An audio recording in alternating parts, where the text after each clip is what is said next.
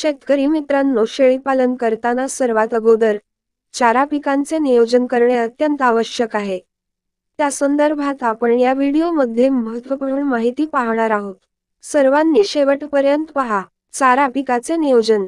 प्रत्येक हंगामी एकदा चारा पिकाची पेरणी एका वेळी 10 गुंठे 15 दिवसाच्या अंतराने करावी. म्हणजे सकस चारा पुरवठा वर्षभर नियमित पुरवठा होऊ शकतो. 2. पेरणीपूर्वी टणक बियाणे कोमट पाण्यात बुडवून घ्यावे किंवा थंड पाण्यात रात्री भिजवून ठेवावे. 3. चारा पिकासाठी शिफारस केलेले संपूर्ण शेणखत स्फुरद पालाश व 50% नत्र पेरणीपूर्वी जमिनीत मिसळावे व उरलेले नत्र पेरणी 5 आठवड्यांनी जमिनीत मिसळावे. 4. हंगामी चारा पिकाची दुसरी तिसरी कापणी शक्य असल्यास अशा प्रत्येकी कापणीसाठी 20 ते 25 किलो नत्र द्यावे.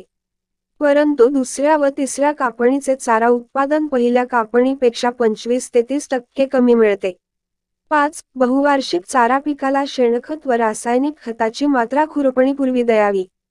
परंतु लसूण घासाच्या पिकाला दरवर्षी हेक्टरी 200 किलो खुरपणीपूर्वी द्यावे व तिसऱ्या वर्षी उन्हाळी हंगामात मे महिन्यात बियाणे उत्पादनासाठी पीक आरक्षित करावे. 6. हिवाळ्याच्या थंडीच्या दिवसात द्विदल बहुवार्षिक चारा पिकांचे उत्पादन समाधानकारक मिळत नाही. अशा वेळी 2 ओळीमध्ये चवळी, मका हंगामी पीक घ्यावे. त्यामुळे चारा पिकाचे हेक्टरी उत्पादन वाढते. 7. मका, ज्वारी, चवळी पीक स्वतंत्र घेण्यापेक्षा मका चवळी अधिक ज्वारी, बरसीमोड, हायब्रिड बरसीम अशी मिश्र पिके घ्यावीत. त्यामुळे चारा उत्पादन 10 ते 20% अधिक मिळते. जमिनीचा पोत सुधारतो. शेळ्यांचा दैनंदिन आहार सुद्धा संतुलित करण्यास मदत होते. 8. खरीप व रब्बी हंगामात नैसर्गिक चारा पिकांचे उत्पादन भरपूर मिळते. अशा वेळी गरजेपेक्षा अधिक हिरवा चारा, ज्वारी, ओट, बरसीम वाळवून साठवून ठेवावा व मका, बाजरी, ओट पासून मुरघास तयार करावा व साठविलेला, वाळवलेला व मुरघास चारा उन्हाळी हंगामात चारा टंचाईच्या काळात वापरावा. 9. चारा पिकांची झाडे शेवरी, हादगा, सुबाबुळी शेताच्या बांधावर कुंपणाच्या बाजूला किंवा गोठ्याच्या जवळ लागवड करावी व त्याचा पाला शेळ्यांच्या आहारात वापरावा. 10. वाळलेला चारा किंवा धान्य पिकांचे अवशेष प्रक्रिया करूनच शेळ्यांचा आहारात वापरावे. शेळीपालन करिता झाडपाला खूप महत्त्वाचा आहे. शेळ्या व मेंढ्या यांच्यामधील फरक पाहिला असेल. मेंढ्यांच्या माना नेहमी खाली व शेळ्यांच्या वरती असतात. यावरून स्पष्ट दिसते की शेळ्यांना झाडपाला जास्त आवडतो. अशा प्रकारच्या शेळ्यांच्या आवडी निवडी लक्षात घेऊन चारा देणाऱ्या झाडांची लागवड शेतात करावी. पाण्याची कमतरता असणाऱ्या हलक्या जमिनी असणाऱ्या भागामध्ये झाडपाल्याचे उत्पादन घेणे खूपच फायदेशीर दिसून येत आहे. दुष्काळी परिस्थितीत झाडपाल्याच्या मदतीने शेळी पालन करून चांगले उत्पन्न मिळत असल्याने शेतकरी याकडे मोठ्या प्रमाणात वळत आहेत.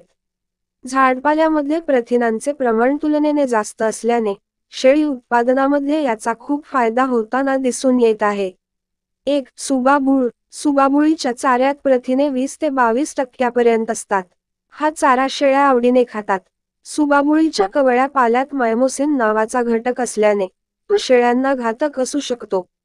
सुबाबुळची लागवड खरीप हंगामात 5-2 फूट अंतरावर करावी.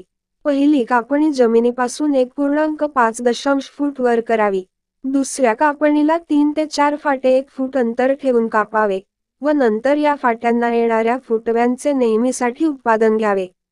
2. बाभूळ. महाराष्ट्रात दऱ्याखोऱ्यात डोंगर माथ्यावर बाभळीची झाडे बऱ्याच प्रमाणात आढळतात. बाभळीचा पाला शेळ्यांना फार आवडतो. त्याचबरोबर बाभळीच्या शेंगाही खातात. 3. अंजन. अंजनाच्या झाडापासून वर्षभर हिरवा चारा मिळू शकतो.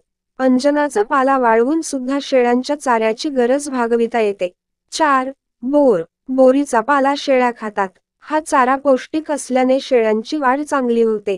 हिरवा चारा. शेळीपालन व्यवसायात हिरव्या चाऱ्याला अतिशय महत्त्वाचे स्थान आहे. हिरव्या चाऱ्यामुळे शेळ्यांची करडांची वाढ अतिशय जोमाने होत असते. तसेच उत्पादन खर्चातही कपात करता येते. म्हणून शेळीपालन व्यवसाय करायचा असेल तर हिरव्या चाऱ्याची व्यवस्था करणे अतिशय महत्त्वाचे असते. हिरव्या चाऱ्यामुळे आवश्यक असणारे जीवनसत्व शेळ्यांना उपलब्ध होत असते. अशाच नवनवीन माहिती करिता चॅनेलला सबस्क्राईब करून बेल आयकॉन प्रेस करा.